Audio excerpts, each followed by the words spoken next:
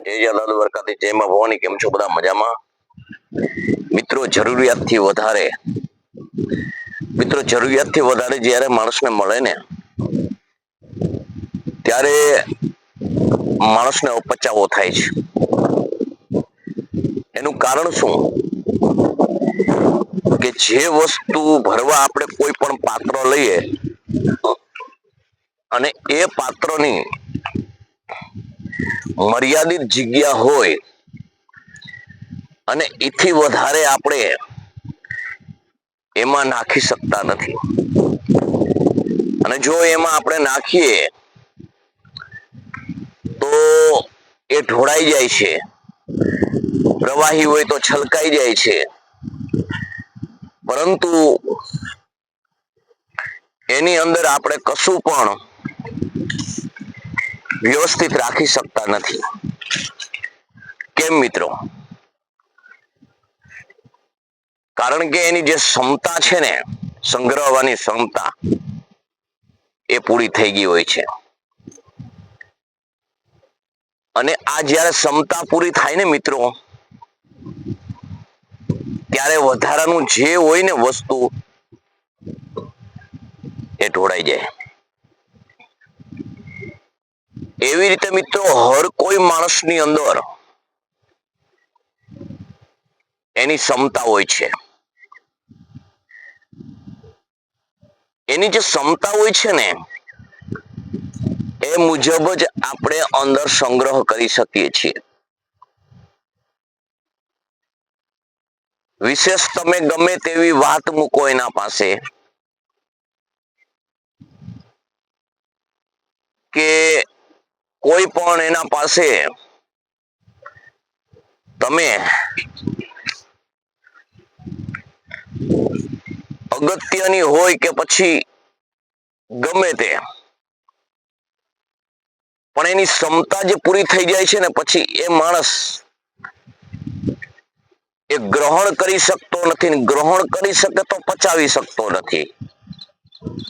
જે તમે એની અંદર રાખવા માંગો છો ને, એ રેતું નથી, એ બીજાને કહી દે છે. એટલે તમને એમ થશે કે માણસની ક્ષમતા એટલે શું? એના ક્રિએટર કે ને આપણે, જે એની જે આબરૂ, એની જે વિવેક બુદ્ધિ, એની પચાવવાની ક્ષમતા, આ બધી આપણે વાતો કરીએ ને, એટલું જ કરી શકે છે. આપણે કોઈ પણ એવી વાત એને કરીએ કે જેથી એ વાત એને કરવી જરૂરી છે, અને એ વાત એનામાંથી જો લીકેજ થાય, એ બીજાને કહે તો પણ નકામું છે. તો મિત્રો, જ્યારે આપણે એવી વાત કરીએ ને, ત્યારે એને આપણે ખૂબ વિચાર કરવો જોઈએ કે આમાં ક્ષમતા છે કે નહીં. આપણે એમ કહીએ કે એને તો ઘણી વાતો કરીએ છીએ, કોઈ દિવસ આવું નથી કર્યું. પણ આપણે કહેવત છે ને, કે સિંહણનું દૂધ હોય ને એ સોનાના પાત્રમાં રહે, બીજામાં નહીં. સિંહણનું દૂધ એટલે શું? અને પાત્ર એટલે શું? તો મિત્રો, અહીંયા એ જ નક્કી થાય છે કે સિંહણનું દૂધ એટલે એવી ગુપ્ત રહસ્ય, અને પાત્ર એટલે સામેના માણસની ક્ષમતા. એટલે મિત્રો, આ વાત જે છે ને, એ આપણે એમ કહીએ કે ઘણી કરી, પણ વાત કોઈ દી ઈ માણસે કીધી નથી, આ કેમ કહે? પણ એ વાત કરવાથી તમારું ભલું થતું હતું. જ્યારે તમે અત્યારે વાત મૂકી છે, એ તમારી આબરૂ ઉપર છે, તમારી વિવેક બુદ્ધિ ઉપર છે, તમારી ક્ષમતા ઉપર છે. એટલે એની ક્ષમતા, એની ક્રેડિટ તમારી છે ને એવી નથી. પરિણામે એ વાત બીજાને કહે છે અને એના લીધે વાતનું વર્ચસ્વ થાય છે અને એ વાત વેતી થાય છે, જેના કારણે તમારે વાતની અંદર જે પાત્ર હોય તે બધાને સઘળું ભોગવવાનું થાય છે. એટલે જીવનની અંદર મિત્રો કદાપી ક્ષમતા વગરનું, લાયકાત વગરનું પીરસવું નહીં, કેવું નહીં. હવે આપણે જાણીએ ને મિત્રો આગળ, તો એવું છે કે ગમે ત્યાં તમે હોય, ગમે એવી સ્થિતિમાં હોય, પણ જે મેં વાત કરી કે જે જેનું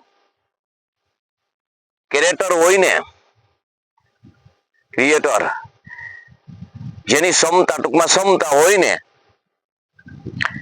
એ પ્રમાણે જ એની સાથે સંબંધ બાંધવો જોઈએ, જો ટકાવો હોય તો. તમારી વાત એવું ન હોય કે સમજી શકે તો જ એ વાત કરવી, સમજી શકે કે ન સમજી શકે, પણ જે માણસની ખાસિયત હોય ને એ પ્રમાણે તો એ બહાર આવે જ.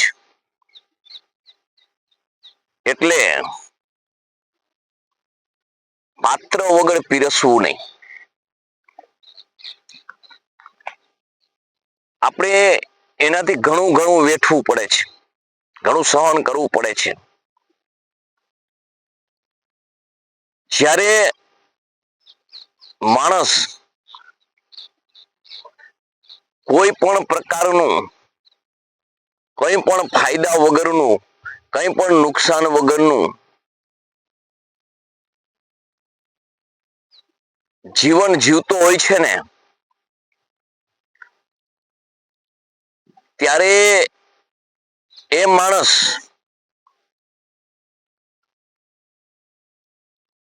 સર્વત્ર માણાને સારી દ્રષ્ટિથી ને જોતો હોય છે અને એ તમારી સાથે હૃદયથી સંબંધ બાંધતો હોય છે, મન બુદ્ધિથી સંબંધ બાંધતો હોય છે, પોતી કરીને સંબંધ બાંધતો હોય છે. અને એવું સમજી અને તમે જ્યારે કોઈ પણ પ્રકારની વાત હોય, તમારા હૈયાનો કોઠો ઠલવવો હોય, તો એની પાસે તમે સહેલાઈથી ઠલવી નાખો છો. પરંતુ મેં કહ્યું એમ કે તમારે એ પણ ક્ષમતા એની જોવી જોઈએ કે મારા વિચાર સાથે આ મળે છે, મારી વિચારસરણી મુજબ હું ચાલુ છું, એ રીતે આ ચાલે છે. મારું જીવન અને પેલાનું જીવન બરાબર છે.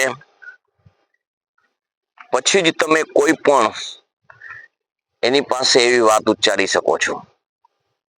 પરંતુ આ કોઈ વસ્તુ તમે ઉચ્ચાર્યા વગર, કંઈ પણ કીધા વગર, સમજ્યા વગર જ્યારે વાત કરો છો ને, ત્યારે એ વાત ઓલા આપણે ગામમાં ભવાઈ આવ્યો હોય ને ડાગલા વાત કરે ને, એવું કે આપણી વાત કોઈ ના જાણે, હું તમે અને ગામ જાણે, એવું થાય. એટલે જીવનની અંદર જેમાં ક્ષમતા ના હોય ને, એની પાસે કોઈ પણ પ્રકારની વાત કરવામાં તમને ફાયદો નથી. ઘણીવાર એવું મિત્રો બને કે જ્યારે તમે આવી વાત મૂકો ને ત્યારે ન કહેવા જેવી વાત મૂકતા હોય તમે, છતાં એને વાત મૂકી અને જો આ વાત લીક થઈ જાય અને જો તમને નુકસાન થતું હોય તો સમજી લ્યો કે એ વાતને તો જોઈ એ લીક કરવા માંગે છે તો ઉમેરીને કરવાનો છે. તમારું ખરાબ જ કરવું છે, તમારું તમને નીચા જ બતાવવા છે, તો પછી મરી મસાલા શું કરવા ન નાખે? આના કારણે મિત્રો પાત્ર સિવાય પીરસાય નહીં. એટલે જ કહું છું મિત્રો, કોઈ દિવસ જીવનની અંદર વાત મૂકવા જેવી હોય ને ત્યાં જ મૂકો, નહીતર ચૂપ રહો. આપણે કહીએ છીએ ને, ન બોલવામાં 9 ગુણ, એવું રાખો. એટલે સામલો વ્યક્તિ કેવો છે, કઈ રીતનો છે, આ બધું તપાસીને કોઈ પણ તમે કામ કરો ને મિત્રો, કોઈ પણ રીતે તમે આગળ વધો ને, તો જ તમારી કિંમત થાય, તો જ તમારો વટ રહે. એટલે મિત્રો, જીવનની અંદર કદાપી ભલે નફો કે નુકસાન આપણને કઈ ન હોય,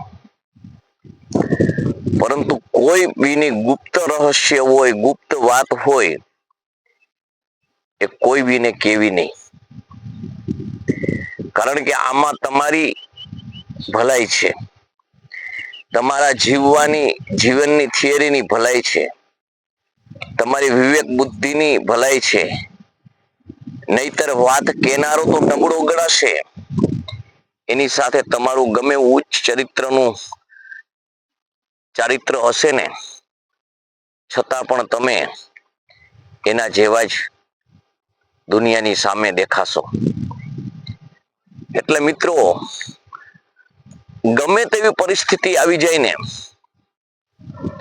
ગમે તે થાય ને, પણ કદાપી વાત તો એવા લોકોને જ કહેજો કે જે તમને સમજી શકે, તમને જાણી શકે, તમને તમારો ઉપયોગ ન કરી શકે, તમને બ્લેકમેલ ન કરે. આપણે ઇંગ્લિશમાં બ્લેકમેલ કહે ને, કે ટૂંકમાં ડર બતાવો. ઘડી ઘડી કંઈક પણ એવી વસ્તુ તમે કીધી હોય જે ન કહેવા જેવી, તો એનો પછી તમને ડર બતાવે અને તમારી પાસે ઘણું ઘણું કરાવે અને બ્લેકમેની કહીએ આપણે, બ્લેકમેન કરે છે એમ કહે છે ને, આ એવો ઇંગ્લિશના શબ્દો છે. મને બહુ ઇંગ્લિશ નથી ફાવતું, એટલે કહેવાનો તાત્પર્ય એ કે બહુ કોઈ બી રીતે ઊંડું ન ઉતરવું. કોઈ પણને જે તે વાત હોય એ વાત ન કહેવી, અને જે માણસ કહેતો હોય એ પાછો વધારીને કરશે એવી તમને ખાતરી હોવી જોઈએ. એટલે આપણી બેઠક છે ને, એવા માણસો હારે હોવી જોઈએ કે જે આપણા આચાર વિચાર ઉચ્ચાર અને સારી રીતે સમજી શકતો હોય, એની સાથે હોવી જોઈએ. તો આમ હું તમને કહું ને, પ્રશ્ન કદાપી ઊભો ન થાય. એટલે પાત્ર વગર કોઈ દી પીરસાય નહીં, નહીતર એ બધું ઢોરાઈ જ જાય. આપણે ભૂતકાળની અંદર ઘણું ઘણું એવું જોયું છે કે ઘણા ઠેકાણે આવી રીતે વાતોમાંથી મોટા મોટા યુદ્ધ સુધી વાતો પહોંચી છે, યુદ્ધ નિર્માણ થયા છે. માટે જીવનની અંદર કદાપી તમારી ક્ષમતા કેટલી છે, સામલાની ક્ષમતા કેટલી છે, એ જાણીને જ સંબંધ બાંધો, એ જાણીને જ વાત કરો. એટલે એમાં સૌની ભલાઈ છે. સાવ નાની એવી વાતની અંદર પછી એટલી ઘટના ઘટી જાય છે ને મિત્રો, એક વાત કહેવાથી, યોગ્યતા પાત્ર ન હોય અને એને વાત કરવાથી, કે જે જીવન આખું તમે પસ્તાવા સિવાય કોઈ કશું પણ તમારી હાથમાં રહેતું નથી. કારણ કે જ્યાં તમે ગમે તેવા પછી સારા બનશો ને, પણ લોકો દ્રષ્ટિકોણ નહીં બદલે, તમને એ દ્રષ્ટિથી જ જોશે. માટે પાત્ર વગર પીરસવું નહીં અને લાયકાત વગરનું કહેવું નહીં. તો મિત્રો, આ વિડીયો તમને કેવો લાગ્યો મને તમારા મંતવ્ય જણાવજો. લાઈક કરજો, શેર કરજો, સબસ્ક્રાઈબ કરજો અને કોમેન્ટ કરજો. તો જય માતાજી મિત્રો, જય દાદા દ્વારકાથી, જય માં ભવાની.